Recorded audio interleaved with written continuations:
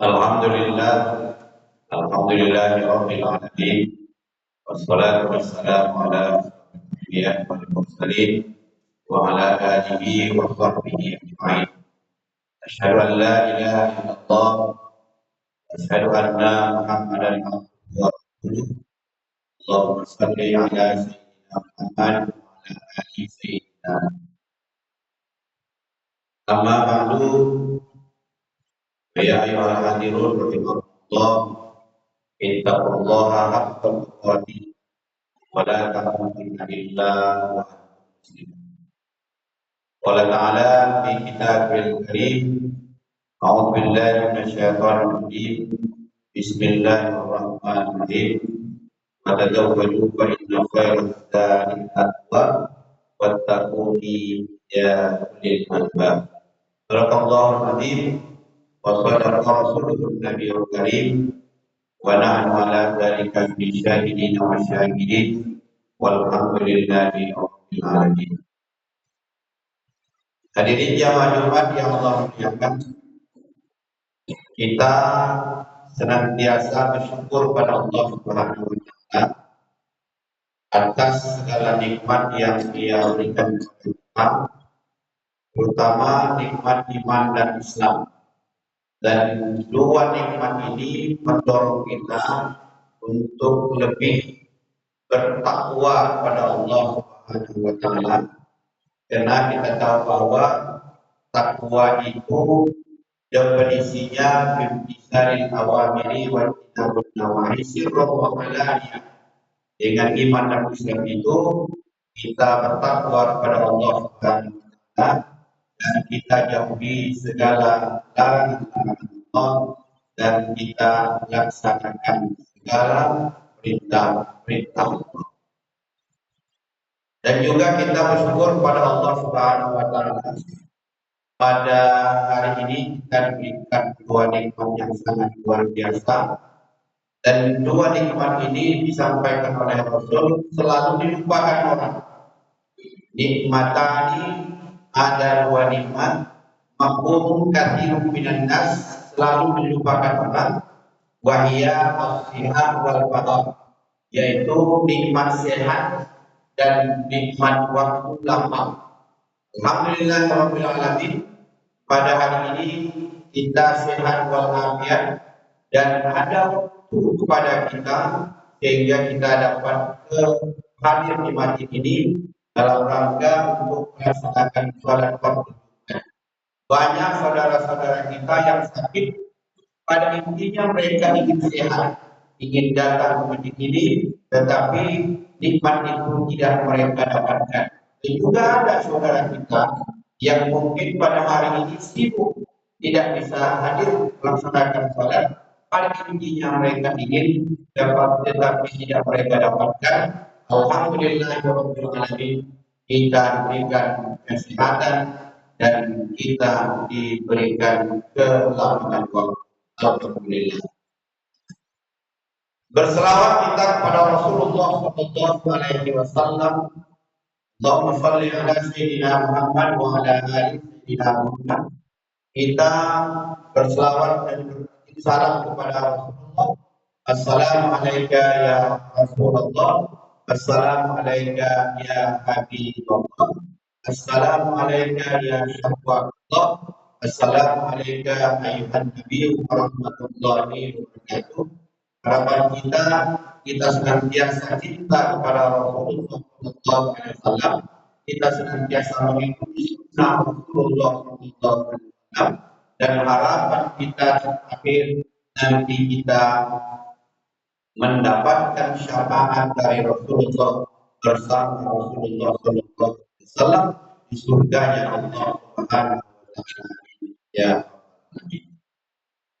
Kami hanya mengulang kembali, alhamdulillahirabbil alamin, kemarin tempat kita ini kita mengadakan musabaqah tilawatil Quran dalam rangka mensyiarkan Al-Quran.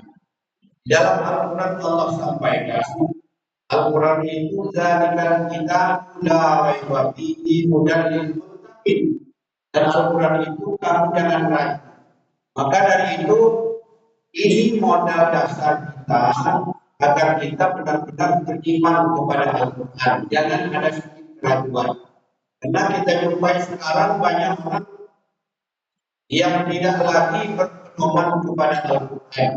Sehingga kadang-kadang kita jumpai dalam kehidupannya oleh sebabkan apa dia tidak berpedoman lagi kepada Al-Quran. Sehingga di dalam hadis Rasulullah Shallallahu Alaihi Wasallam sampaikan, taraktu fiikum amrayni, aku tinggalkan kepada kamu dua perkara. Baik tamassaktum bihima, apabila kamu berpegang kepada dua perkara ini, dan tadillu abada, kamu tidak akan sesat selama-lamanya. Apa itu? Wahya Al-Quran, wahya sunnah Nabi Muhammad Sallallahu Alaihi Wasallam. Maka berpeganglah kamu kepada Al-Quran dan berpeganglah kamu kepada sunnah Rasulullah Sallallahu Alaihi Wasallam. Inilah fungsi Al-Quran yang Allah turunkan kepada kita. Apa fungsinya? Dan linnasi wa bayyinatin minal huda wal furqan, petunjuk dalam kehidupan kita agar kita selamat dunia dan akhirat. Maka kalau kita lari dari Al-Quran, maka hidup kita oleh, dalam artian bahwa kita akan semu dan hidup kita tidak akan selamat. Maka kita coba membuat sebagai ilustrasi, ada orang yang punya uang, kemudian dia pergi ke dia beli mobil, kemudian begitu dia beli mobil, diserahkan mobilnya, diserahkan kuncinya, diserahkan finansinya, si punya mobil tadi dia bawa mobil, kemudian dia sampaikan lagi oleh penjual ini petunjuknya. Ternyata memang yang beli mobil ini tidak mampu membaca petunjuknya. Maka dalam perjalanan hanya minyak umpamanya tinggal satu garis. Katakanlah sampai ke Madinah minyak itu sudah hampir habis. Dia tidak membaca petunjuk. Ternyata mobil yang dia beli itu adalah minyaknya bensin. Ternyata dia isi minyaknya solar. Akhirnya apa yang terjadi? Tidak jauh dari perjalanan mobil itu mogok, mobil itu macet. Akhirnya yang memiliki mobil tadi datang lagi kepada dia yang mengatakan bahwa kenapa mobil rusak dijual sama kami?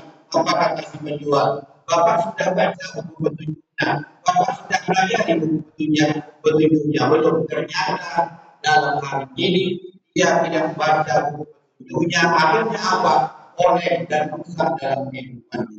Inilah yang kita ilustrasikan Al-Quran Karim.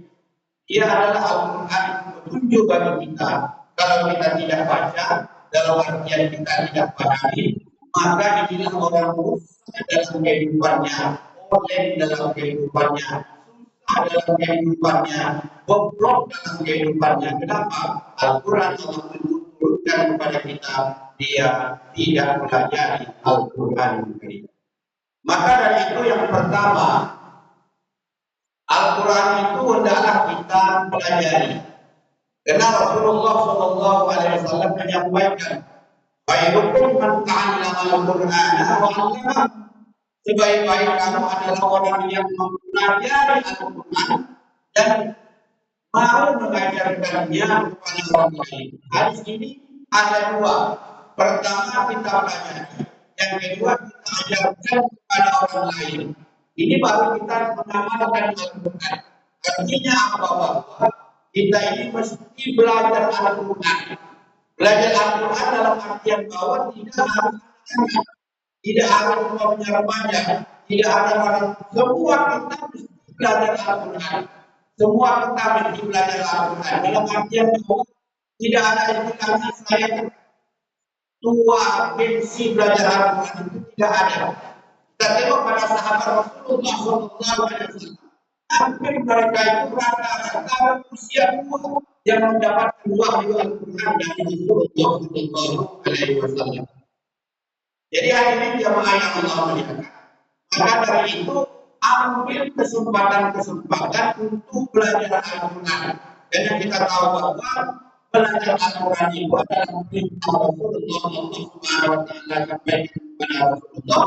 dan mendapatkan pahala dari Allah Subhanahu wa taala. Disampaikan dalam hadis Rasulullah sallallahu alaihi wasallam, wala alimta min harbun walakin alim harbun bi harbun lam harbun, dalam artian bahwa membaca Al-Quran itu mendapatkan pahala dari Allah Subhanahu wa taala. Baik mengerti atau tidak mengerti, mendapatkan pahala dari Allah Subhanahu wa taala. Ini keistimewaan Al-Quran. Maka ini yang Allah muliakan, dan tidak dibatasi itu saja.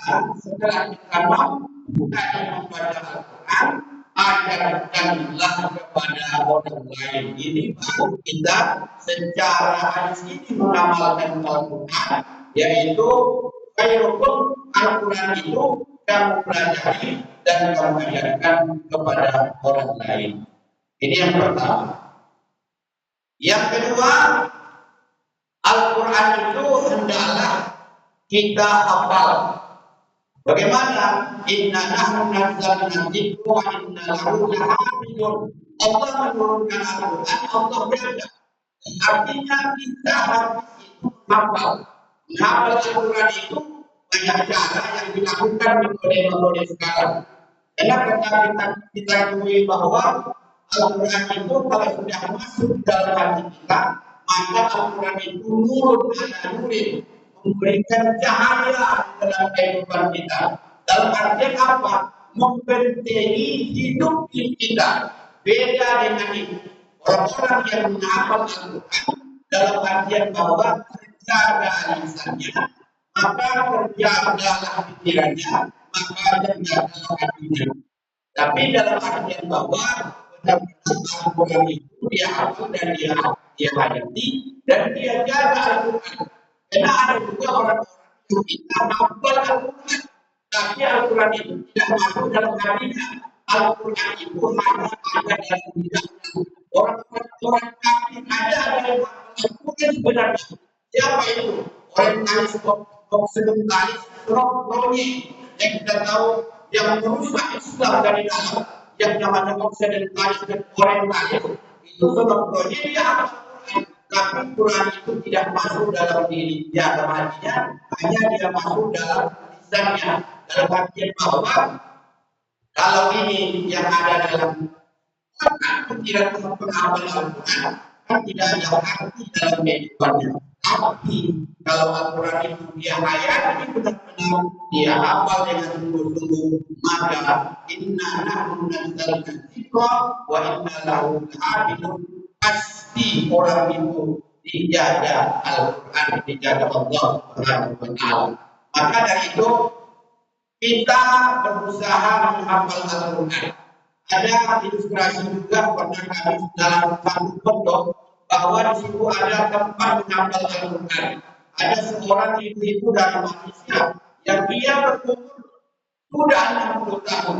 Dia menghafal Al-Quran dengan gurunya, masih sanggup dia menghafal Al-Quran itu 10 juz dalam 1 bulan. Dalam artian apa?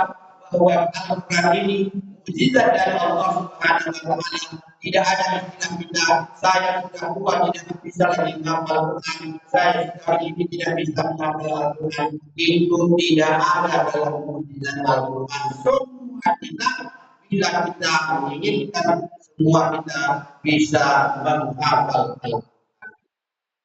Kemudian yang ketiga, Al-Quran itu kita terjemahkan. Karena kita tahu bahwa kalau kita baca saja tadi dulu itu mendapatkan pahala. Tapi alangkah baiknya Al-Quran itu kita terjemahkan dan kita pahamkan. Bagaimana contohnya? Umpamanya dalam surah Al-Ma'un itu kita baca Al-Aiqul ladzi yukadzibu bid-din. Tahukah kamu orang yang mendustakan agama? Ini artinya kan pukulan kepada orang yang berdusta dengan agama, mengaku dia Islam, mengaku dia beriman, tapi artinya dia hanya apa itu? Dijawab lagi. Padzalikal ladzi yad'ul yatim pada yautu ala qa'amil miskin. Dia tidak peduli dengan anak yatim, dia tidak peduli dengan orang miskin. Maka dalam artian bahwa bagi kita yang punya kita itu artinya kekayaan itu kita nikmati saja. Tidak ada peduli kita dengan anak yatim di sekitar kita, tidak peduli dengan anak yatim orang miskin di sekitar kita. Kita itu sebenarnya melanggar dalam artian bahwa penista agama. Sampai inilah dijelaskan di dalam Al-Quran Al-Karim. Kemudian dalam ayat itu juga kita terjemahkan bahwa itu lil musallin alladzina hum an salatihim sahun. Maka nerakauilah bagi orang-orang yang sholat tapi dia lalai. Dalam artian bahwa ini kalau kita terjemahkan orang sholat saja lalai dia merakauin. Kenapa demikian? Karena dia lalai umpamanya dia sholat wudhunya tak sah. Ini kan berbahaya. Maka dari itu mesti wudhu ini benar-benar sempurna. Sempurna dalam artian bahwa membasuh mukanya sempurna, kemudian membasuh tangannya sempurna, kemudian membasuh kepalanya sempurna, kemudian kakinya juga sempurna dan telinganya juga sempurna. Dalam artian bahwa apabila ini kita sempurnakan, maka sholat kita secara syariat sudah diterima Allah Subhanahu wa Ta'ala. Maka dari itu kita hendaklah melaksanakan memberikan wudhu itu dengan baik-baik, sempurna. Berwudhu itu adalah sempurna, tidak boleh asal-asalan. Kemudian alladzina hum yura'un. Kemudian neraka juga bagi orang yang tidak. Kita pamer dengan amal kita pamer dengan kekayaan kita pamer dengan pangkat kita. Ini dia yang namun dalam dan membantu orang. Dalam artian kita mampu membantu tapi tidak mau membantu. Sayang umpamanya kita ada waktu bisa membantu tapi tidak bisa menggunakan umpamanya yang kita punya untuk membantu orang. Orang ini dikatakan Allah dalam Al-Quran. Dia ini adalah orang-orang yang beragama. Ini kalau kita umpamanya baca terjemah dari Al-Quran ini. Hadirin yang Jumat yang Allah muliakan, yang kemudian yang selanjutnya yang keempat, Al-Quran itu kita amalkan dalam kehidupan kita. Bagaimana mengamalkan Al-Quran? Inilah 114 Quran. Ini kita amalkan dalam kehidupan. Sehingga pada satu saat orang Badui yang ada di gunung tengah Madinah Al-Munawwarah mendatangi Aisyah radhiyallahu anha menanyakan, kami tidak berjumpa dengan Rasulullah, tapi kami ingin bertanya kepada Bukhari Ummul Mukminin, bagaimana akhlak Rasulullah sallallahu alaihi wasallam. Pada saat itu Aisyah menyampaikan akhlakuhu al-Qur'an. Akhlak Rasulullah sallallahu alaihi wasallam adalah seperti Al-Quran. Dalam artian bahwa berucap sesuai dengan landasan Al-Quran, berpikir sesuai dengan landasan Al-Quran, bertindak sesuai dengan landasan Al-Quran, dan beramal sesuai dengan landasan Al-Quran. Inilah hadirin jamaah yang Allah muliakan. Maka dari itu Al-Quran ini masuk ke dalam diri kita. Maka inilah yang nanti akan menolong kita. Dijelaskan dalam hadis Rasulullah SAW, Al-Quran ya'ti bikumullahu yawmal qiyamah bisyafa'ah. Nanti di akhirat Al-Quran itu datang membantu kita. La yanfa'u ma'lu wala banun, la yanfa'u ma'lun wala banun illa man Allah bi salim. Tidak ada lagi membantu kita, harta kita tidak bisa membantu kita. Umpamanya anak kita tidak bisa membantu kita, yang bisa adalah membantu kita hati kita yang cerdik dan amal kita. Salah satunya amal kita adalah cinta kepada Al-Quran Karim. Maka dari itu ada satu hadis yang sangat kita khawatirkan sampaikan Rasulullah SAW. Yang pertama, la ya'ti yaumul qiyamah, nanti akan datang satu masa la yaqbal Islam illa ismu wa la yaqbal Qur'ana illa rasmu. Akan datang nanti satu masa umat Islam itu tinggal nama saja, ya hadis Islam saja. Dan kemudian hadis yang keduanya wal Qur'an illa rasmu, Al-Quran itu hanya tinggal tulisan saja. Ada Al-Quran di handphone kita, tapi tidak pernah kita baca Al-Quran. Ada Al-Quran di rumah kita, kita tidak pernah baca Al-Quran. Ada Al-Quran di masjid kita, tidak pernah kita baca Al-Quran. Ini kita khawatirkan. Mudah-mudahan selama ini tidak sampai kepada kita. Jadi hadirin jamaah yang Allah muliakan, artinya apa dari upaya singkat ini? Mari kita cintai Al-Quran Karim. Dengan ini Al-Quran dan lintas memberikan petunjuk dalam kehidupan kita. Amin, amin, ya Rabbal Alamin. Barakallahu li wa lakum fil Qur'anil Azim wa nafa'ani wa iyyakum minal ayati wa dzikril hakim. Taqabbal minkum tilawatahu innahu huwal ghafurur rahim.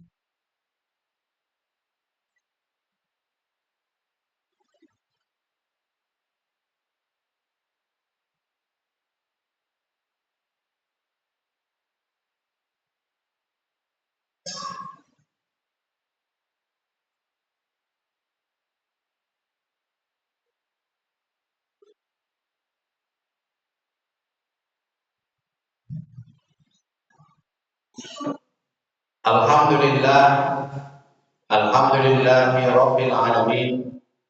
Wassalatu wassalamu ala asrofil anbiya'i wal mursalin wa ala alihi wa sahbihi ajma'in. Asyhadu an la ilaha illallah wa asyhadu anna Muhammadan abduhu wa rasuluh. Allahumma shalli ala sayyidina Muhammad wa ala ali sayyidina Muhammad. Ittaqullaha haqqa tuqatih wa la tamutunna illa wa antum muslimun. Qala ta'ala fi kitabil karim, a'udzu billahi minasyaitonir rajim. Bismillahirrahmanirrahim. Innallaha wa malaikatahu yusholluna 'alan nabi ya ayyuhalladzina amanu shallu 'alaihi wa sallimu taslima. Fajibullaha ibadallahi ila ma lakum wa sallu wa sallimu billah alakum. Allahumma salli 'ala sayyidina Muhammad wa 'ala ali sayyidina Muhammad kama shallaita 'ala sayyidina Ibrahim wa 'ala ali sayyidina Ibrahim wa barik 'ala sayyidina Muhammad wa 'ala ali sayyidina Muhammad kama barakta 'ala sayyidina Ibrahim wa 'ala ali sayyidina Ibrahim fil 'alamin innaka Hamidum Majid. Allahumma ighfir lil muslimina wal muslimat wal mu'minina wal mu'minat al-ahya'i minhum wal amwat. Innaka ya Allah sami'un qaribun mujibud da'wat wa ya qadiyal hajat. Rabbana atina fid dunya hasanah wa fil akhirati hasanah wa qina adzabannar. Ibadallah, innallaha ya'muru bil 'adli wal ihsan wa ita'i dzil qurba wa yanha 'anil fahsya'i wal munkari ya'idukum la'allakum tadhakkarun. Wa la dzikrullahi akbar.